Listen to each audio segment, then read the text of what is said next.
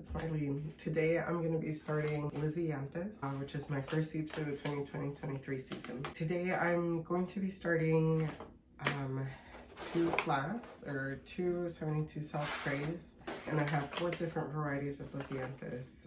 Lisianthus Voyage Green 2, Voyage 2 Champagne, and Voyage Pink 2 Improved, and III Apricot. So I try to get a different variety of bloom times so that I could have continuous harvest, hopefully in the summer. This is my first time growing Lisianthus, so we'll see how it goes. I don't know that you do succession planting with Lisianthus, so I'm going to try a second succession in about 2 weeks where I'll use the rest of my seeds. For my seeds, I purchased them from Johnny's. They are a really reliable source for learning, and I really love everything that they share about each flower that they sell. The Lisianthus seeds are pelleted. They're so tiny, and they come in these little vials. I did purchase a little seed sower because these seeds are so tiny. I just wanted to, and they're not super cheap either. They're one of the more expensive flowers. I wanted to use this and see if it would save me some time with sowing. I do have some tags, I'll link them below. I don't have a garden marker, so I'll be using a Sharpie. I actually use the Jiffy seed starting mix because it's a seed starting mix. The potting mix is not for starting Lisianthus. I do have some water. I try to have really hot water so it'll kill any little baby gnat eggs or little bug eggs that might be in my soil.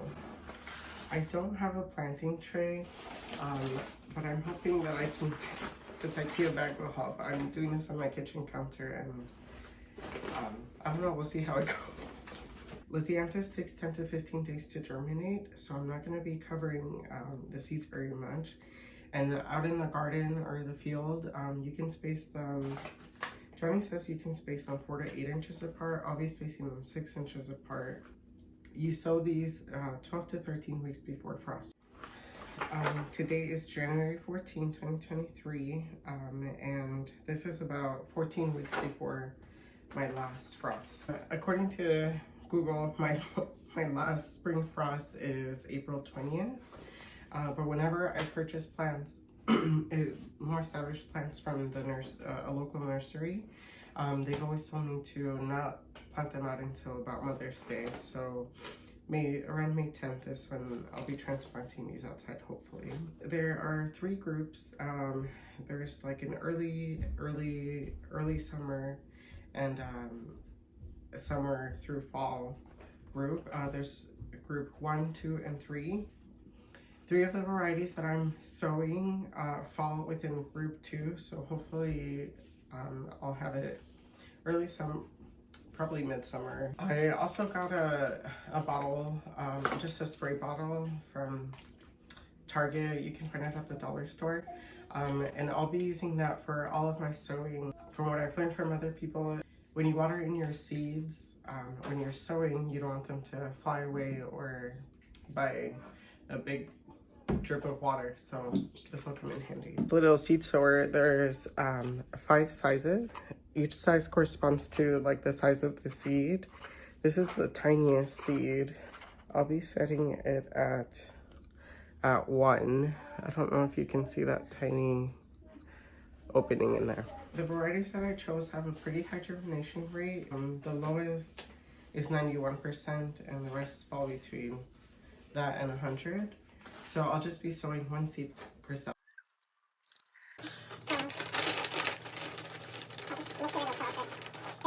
Seed starting mix is much lighter,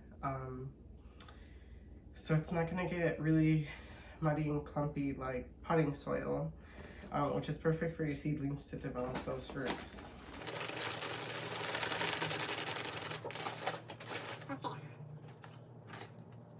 This is seed starting mix. The seed starting mix, when you add water, it kind of like bubbles up, kind of like when you add milk or water to flour. So these you do have to start inside because they just take way too long to grow direct sown. That's not recommended.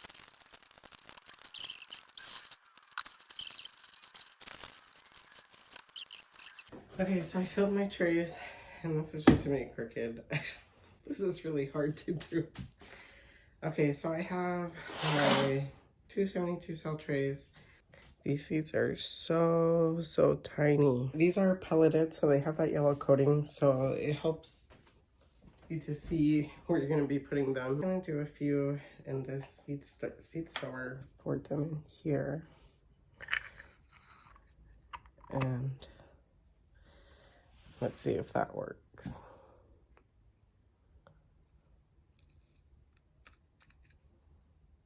It's not going through. Maybe two.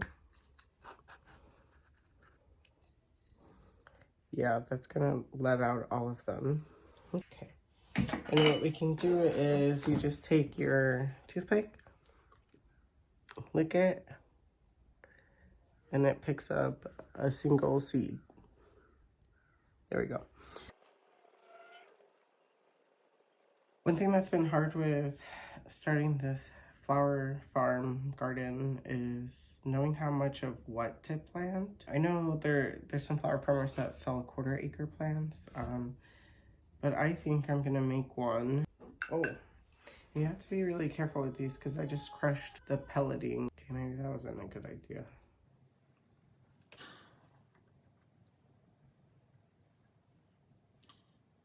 I'll just sprinkle it in here just in case there's a seed. This is so scary. I'm scared I'm gonna drop them. I think one of my goals with this flower farm is, aside from being able to make back everything that I put into it, which was a lot of my birthday money that I've been saving over the last few years, is making my mom a bouquet every week and giving her fresh flowers. I wish I could have done that for my grandmas.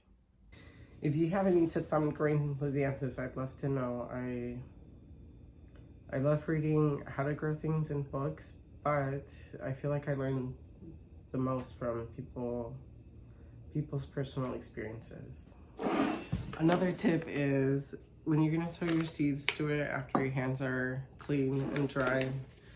And don't leave your packets on your sewing table like I just did. Some of the ink like rubbed off or like is bleeding. Lisianthus you can also order in plugs, like trays like this that you get in the mail. I think that's a good backup if like all of this failed or something. I need to be careful. I had the idea to pour it into my hand. As I was pouring them back into the bottle to scoop them up, I just crushed a bunch of stuff. So don't do that. I mean, it's not super hard. It's just like time intensive, and I wouldn't let my kids do it. These seeds are so tiny, so I made sure to use a spray bottle to not displace them. This is the grow rack that I have in my kitchen. With any seedlings that you're starting indoors, what you want to do is lower your grow lights. I'm using some LED shop lights. And Lisianthus likes to be warm. I believe the packet said like 75 to 80 degrees or so. So I have this heat mat here. This is a 20 by 20. I knew that I was going to be starting a few trays of Lisianthus, so I got 2 of these, but we're just going to use one. My window is south facing and the sun hits it directly here. It's pretty warm during the day. With this tray, I just covered with saran wrap because these Lisianthus will be here for a really long time. They're prone to growing algae. What I'll be doing is purchasing a little bit of vermiculite to sprinkle. I've seen people just do that right when they plant it, but I'm gonna get it whenever I go to the store next. So these I will be starting with lights every day. I think I'm gonna do like 12 to 14 hours or just whenever we're up during the day, and same with the heat mat. I'll link the heat mat that I bought below. I find people's reviews really helpful. I was a little bit disappointed. I paid just a little bit extra to get the one with the temperature control. I thought it was gonna have a thermometer. Again, I didn't read the description very well. But it just has a temperature adjustable knob. This is for the 20 by 20 tray, and it is what it looks like in the picture, just a knob. It doesn't have a little light to say if it's on or off, so you just have to go off of the markings. But I thought it would have like a temperature dial, but with numbers, but it doesn't. So I'm gonna have to take temperature myself and see how that works. If you like Costco muffins, I think I'm gonna be starting my ranunculus in these. Stay tuned for starting ranunculus. Well, that's how I'll be growing my Lisianthus, and I'll keep you posted on that. And I'll see you next time. Thanks for watching.